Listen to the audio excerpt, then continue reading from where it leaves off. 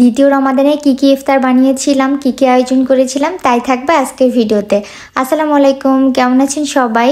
গরুর মাংস বিরিয়ানি করেছিলাম, সেই সাথে করেছিলাম কাটলেট, বেগুনি, তারপর আলু চপ, পেঁয়াজি এইসবই ছিল।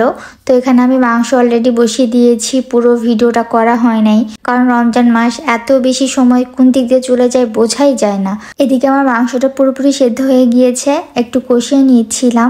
মাংস কষানো হয়ে গেলে এখানে আমি চালটা দিয়ে দিব। আমি অর্ধেক মাংস উঠিয়ে রেখেছিলাম আর বাকি অর্ধেক মাংসে এই চাল দিয়ে দিয়েছি। এখন একটু চাল সহ ভেজে নেব। আমার কিছু খাবার প্রয়োজন করা ছিল, তাই ভাবলাম যে আজকে ননদের বাসায় ইফতার দেই, কারণ হচ্ছে যে বানানোই আছে, সব কিছু শেষ হয়ে গেলে পরে আবার বানানো আমি আর বানাতে চাচ্ছি না। তো যাই হোক, এই জন্যই বিরিয়ানিটা করা। তো এখানে আমার হচ্ছে যে সব পানি দিয়ে দিয়েছি, পানিটা শুকিয়েও গিয়েছে, এটা আর দেখাইনি। একদম ফাইনালি একটু লবণ দিয়ে আমি একটু মেখে তারপর এখানে ঢাকনা দিয়ে দিব। এখন ভাজা পোড়াতে চলে আসছি। এখানে আমি কাটলেট ভেজে নিচ্ছি, কাবাব ভেজে নিচ্ছি। এটা হচ্ছে মুরগির মাংসের কাবাব। আমার গত ভিডিওতে অনেকেই বলেছিল যে এই কাটলেটের রেসিপি যেন আমি দেই, তো আমি অবশ্যই শেয়ার করব ভাবছি, নতুন করে করা হয়েছে। তো যাই হোক, এখন আমি বেগুনিটা ভেজে নিব। বেগুনি একদম সুন্দর করে ভাবে সাজিয়ে নিয়েছি।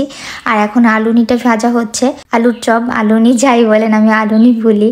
আর পেঁয়াজু ভাজা হয়ে গিয়েছে, এই তো টেবিলে সার্ভ করে দিয়েছি সব কিছু।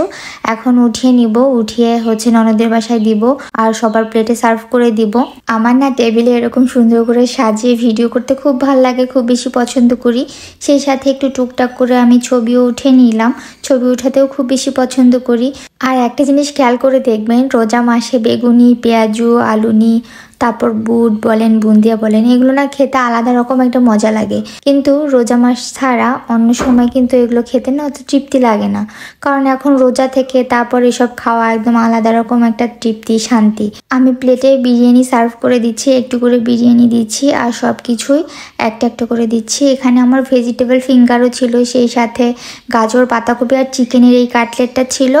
আর আলুর চপ দিলাম, তারপর একটা বেগুনি দিলাম, সেই সাথে দিচ্ছি এখানে হচ্ছে খেজুর আর পেয়ারাও কেটে নিয়েছিলাম। পেয়ারাটা একটু বেশি পাকা ছিল, তাই ভাবলাম এখনই কেটে দিয়ে দেই। আর সেই সাথে পেঁয়াজু তো ছিলই, বাস এইটুকুই। ও হ্যাঁ, বুট বুন্দিও ছিল, কিন্তু এই প্লেটার আর কি সার্ভ করা হয় নাই। এই তো খুব সাধারণ সিম্পল একটা প্লেটার, তবে আমার খুব বেশি পছন্দের, কারণ এখানে বিরিয়ানি আছে আর এই কাটলেটগুলো আছে, বেগুনি, পেঁয়াজু, বাস আর কি লাগে। এখন আমার ননদের বাসায় দেওয়ার জন্য এখানে আমি হচ্ছে বিরিয়ানি দিয়ে দিচ্ছি, সেই সাথে একটা প্লেটে আমি 3-4টা করে সব কিছুই দিয়ে দিচ্ছি, যেন ওরা সবাই খেতে পারে। সব কিছু দিয়ে এখন আমাদের আপাকে দিয়ে পাঠিয়ে দিব। আর হ্যাঁ, ইফতারের পরে সবাই হচ্ছে যে 1 কাপ করে চা খান, তো আমাদের ইফতারের পরে চা না হলে চলেই না, ইফতারের পরে আর হচ্ছে সেহরিতে খাওয়ার পরে। তো আমার আজকের ভিডিওটা কেমন লাগলো অবশ্যই কমেন্ট করে জানাবেন। সবাই ভালো থাকবেন, সুস্থ থাকবেন। আল্লাহ হাফেজ।